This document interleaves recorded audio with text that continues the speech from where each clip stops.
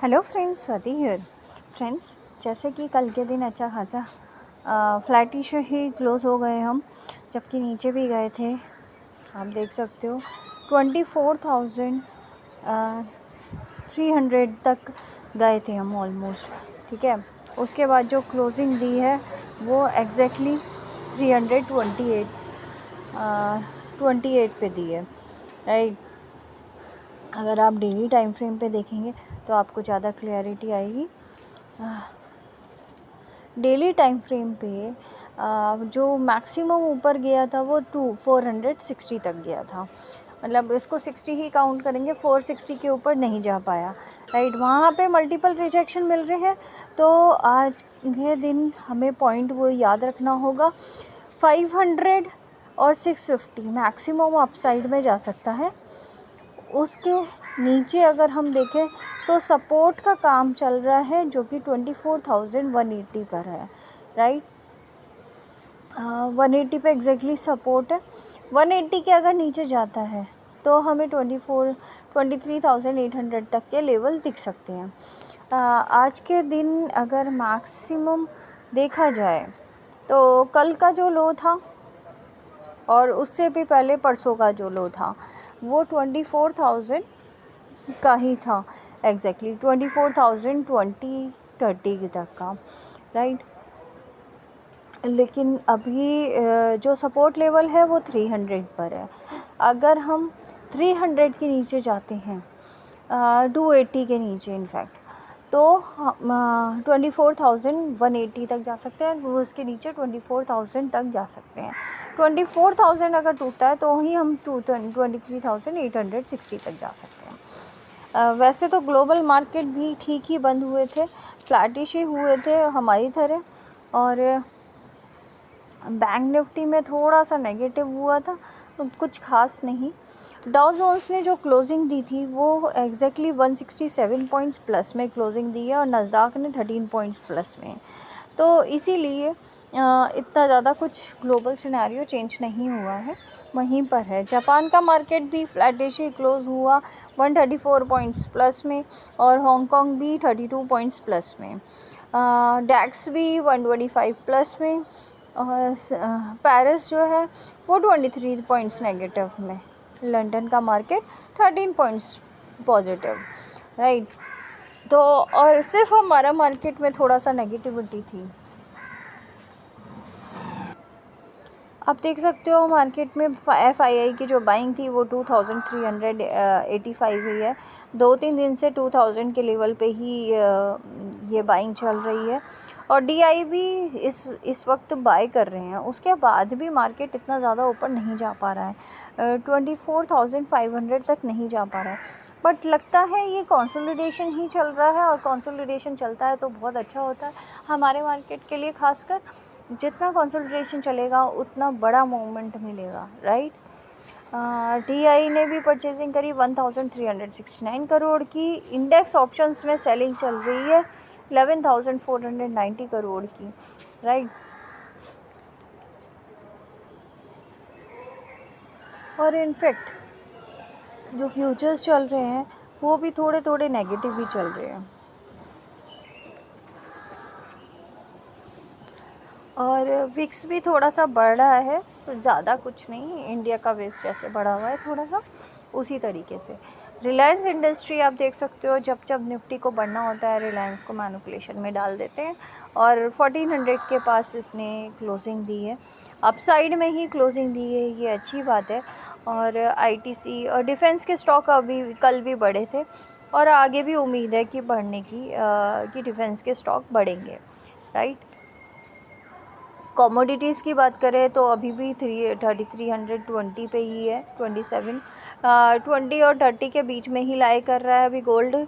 और सिल्वर भी 32.96 है, तो 33 के थोड़ा सा नीचे है, बट स्टिल 33 ही काउंट करेंगे इसको। क्रूड ऑयल आप देख सकते हो काफ़ी कूल डाउन हो गया है, 60.39 हो गया है। ब्रेंट ऑयल भी 63.29 हो गया है, राइट, 64 से। और USD INR थोड़ा सा बढ़ा था क्योंकि बैंक निफ्टी कल नेगेटिव था, इसलिए 85.20 पे ही है, थोड़ा सा है, ज़्यादा नहीं है, स्लाइटली। और अगर बॉन्ड्स की बात करें तो 10 इयर्स के बॉन्ड्स में अभी भी परचेसिंग हो रही है, बट 2 इयर्स के मतलब शॉर्ट टर्म में थोड़ी सी सेलिंग करी है। यूएस के सारे बॉन्ड्स में सेलिंग ही हुई है, और इंडिया के 10 इयर्स के 2 इयर्स के सब बॉन्ड्स में परचेसिंग ही हुई है। बहुत अच्छी क्वांटिटी में परचेसिंग हो रही है, लगभग 0.8 से और 1% तक अच्छी खासी परचेसिंग हो रही है डेली बेस पे। यानी कि आगे फ्यूचर में इंडिया के जो स्टॉक्स हैं, अगर इन्वेस्टमेंट करके रखेंगे उसमें कुछ टाइम के लिए छोड़ देंगे, तो आपको किसी भी स्टॉक में परचेसिंग कर लीजिए, किसी भी स्टॉक में आपको हमेशा आपको फ़ायदा ही मिलेगा, लेकिन उसको थोड़े दिन छोड़ना पड़ेगा। थोड़े दिन का मतलब है थोड़ा 6 महीने 1 साल, you have to live it, ठीक है। उसको बार बार नहीं देखिएगा, आपको प्रॉफिट देंगे ही देंगे। हर एक स्टॉक की बात कर रही हूँ मैं, किसी पर्टिकुलर की बात नहीं कर रही हूँ। बाकी अगर आपको जल्दी थोड़ा सा देखना है तो डिफेंस के स्टॉक में परचेजिंग चल रही है अच्छी खासी, आप उसमें कर सकते हैं। फ्रेंड्स, जैसे कि आईटीसी है, आईटीसी अभी भी 420 से 30 के बीच में ही लाई कर रहा है, और जियो फिनेंस है, जियो फिनेंस भी 250 से 260 के बीच में ही है।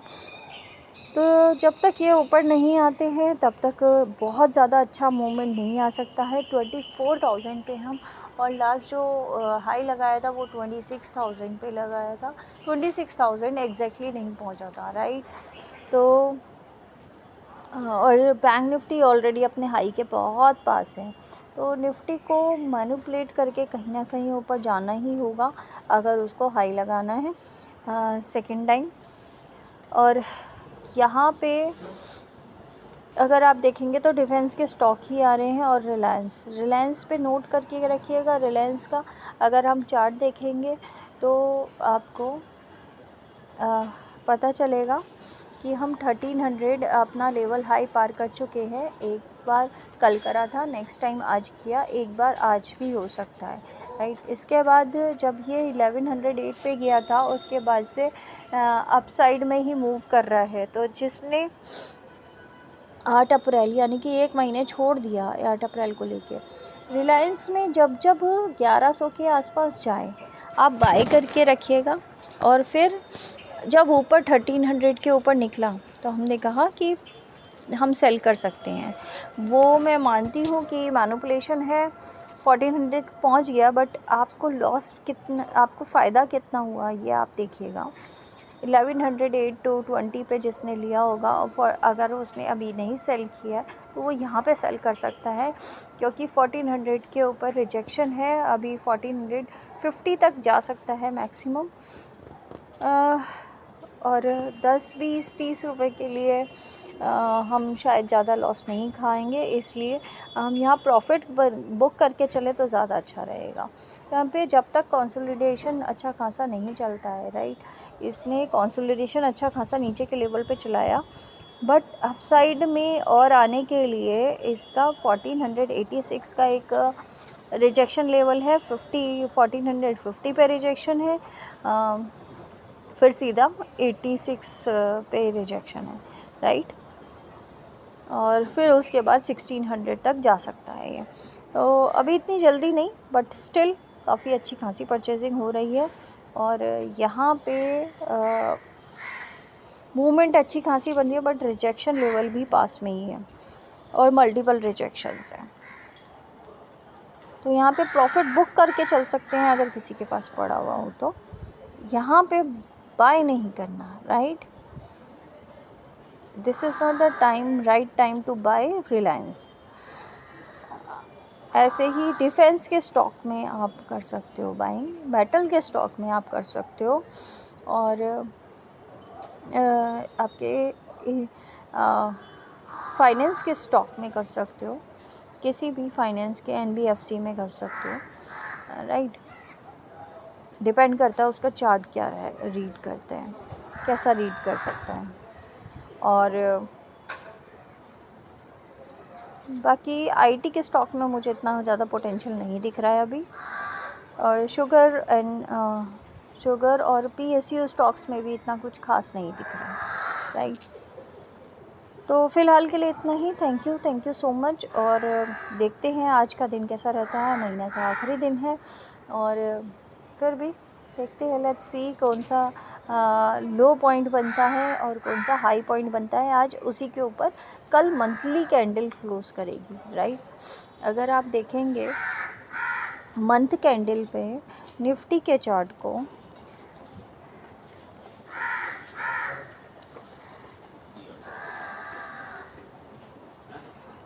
तो एक यहाँ पे एम पैटर्न बन सकता है, राइट। एम पैटर्न कर बनने के लिए इसको फिर से 26,277 तक जाना पड़ेगा। तो 280 पे, 26,000 पे, 25,000 पे मल्टीपल रिजेक्शंस हैं, पर देखते हैं वो फेस कर पाता है या नहीं।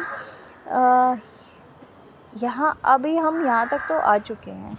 अगर हमें 26,280 तक पहुँचना है, वो डबल टॉप बनेगा, फिर उसके बाद अच्छी खासी नेगेटिव मूवमेंट आ सकती है, राइट, जो नेक्स्ट मंथ में आपको दिख सकती है। Thank you friends, thank you so much. अभी के लिए इतना ही और देखते हैं, let's see how for the best आज का दिन कैसा रहता है।